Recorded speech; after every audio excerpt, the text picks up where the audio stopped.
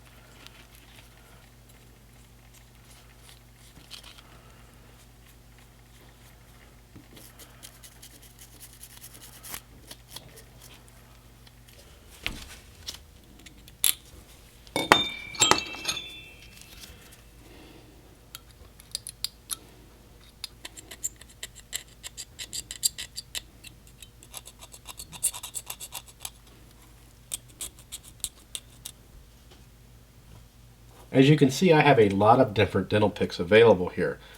The ones you're looking at right here, these are true dental picks. These ones up here are either fake or just from Harbor Freight.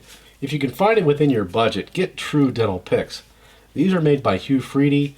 They are rather expensive, but you'll notice the tips are a lot smaller and they're stronger.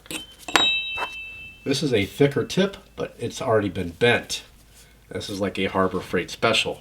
Although these other ones are fairly thin, they bend really easy. These are made for teeth. They don't bend. Not to say that you couldn't bend them, but I have yet to do so. Again, these cheap ones will work just fine, but for really tight spaces, and you want something that's going to last a long time, try to get some true dental picks. Now you may have noticed this casting has actually lost a lot of its zinc plating, so we are going to electroplate it. Now once you've got the parts nice and clean, we clean it with warm soapy water, then we use mineral spirits, then a degreaser, and then we rinsed it off once again. First we'll place the casting in some acid to etch the metal as well as hopefully get rid of any additional impurities. And then we will dunk it in our water. Shake it around a bit. Now we're ready to start electroplating. We have the positive lead placed onto our zinc rod. We're going to place the negative onto our actual piece. Once we have it attached, we're going to crank up our voltage to around 1 volt. Right now I'm testing out a new power supply brought to you by Banggood. 30 volt 10 amp power supply, really easy to use. Down here you've got your 3 leads, you've got your negative, your ground, and your positive on off. Then of course your voltage, which you can crank it up to 30 volts. We're going to leave it at right around 1 volt. And then your amperage. You'll notice as our voltage goes up, as well as our amperage. Really affordable power supply. It beats the heck out of using a D-cell or a stack of D-cells. You can adjust it on the fly. If you think you might be interested in one of these, I'll go ahead and put a link in the description below the video to Banggood's site directly to this model and some of the other models they have. Now I'm going to zinc plate each piece individually and leave them in there for about 30 minutes each. See, right now it's actually doing its job. You can see the bubbles forming. So effectively, right now we are zinc plating. Now here's the cap after we've zinc plated it and spruced it up a bit. Now one thing I've noticed about Matchbox castings, they can be somewhat deceiving. You can see even after the polish and even some wet sanding, there are still a lot of divots, specifically on the roof here. The rest of the casting is not that bad. But every old Matchbox I've dealt with has had this same issue.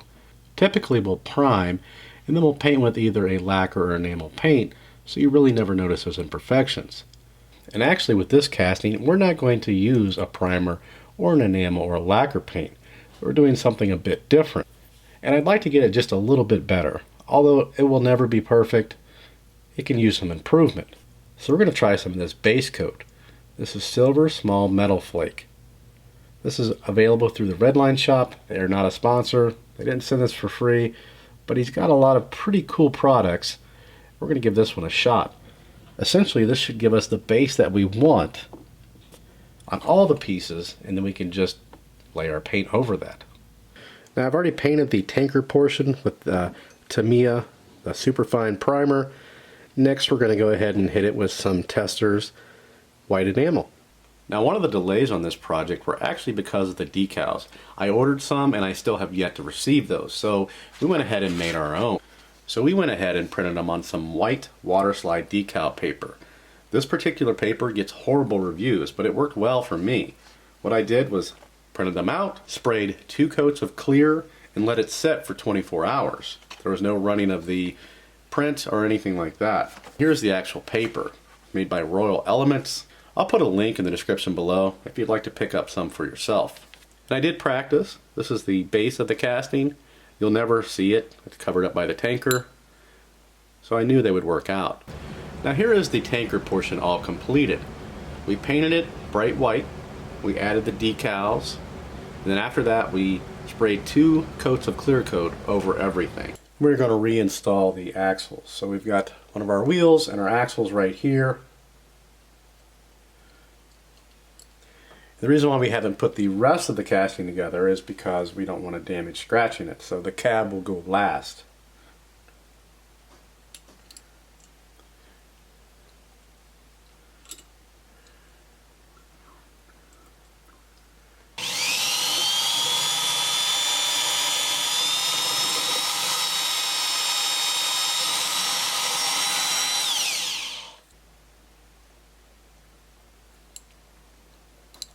Pen. Now we just need to mushroom out this side without destroying the paint.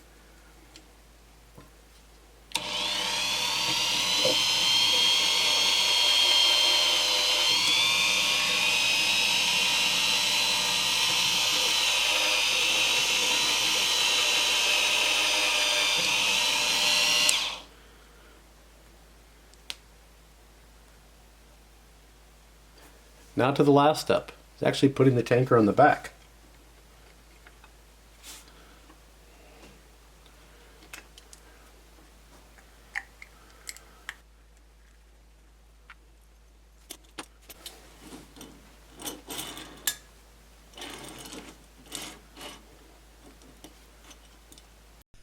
And here is the completed project. Look at that beautiful paint shine. Oh, wait a minute, the last few minutes of this video have been in black and white. Actually, that was purposely done, so you'd watch the entire video to see the actual color. And I'm sure most of you already knew it was going to be Spectraflame. The biggest hint would be the silver Spectraflame undercoat that we used. Also, I said I wanted to do something different. This is a Spectraflame yellow along with a Spectraflame green. And that Spectraflame silver base coat we use works fairly well.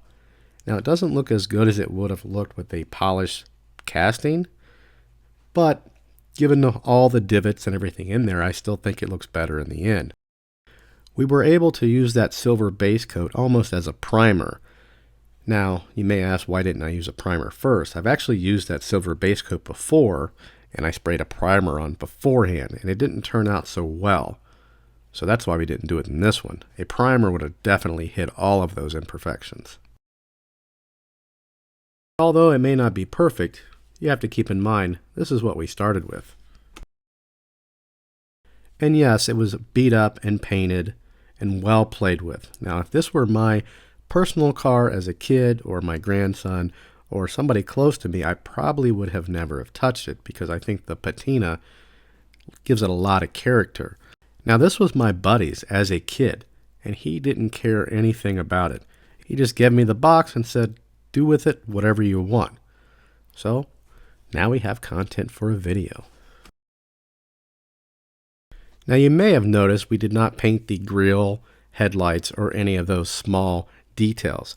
The reason why is they were not painted originally.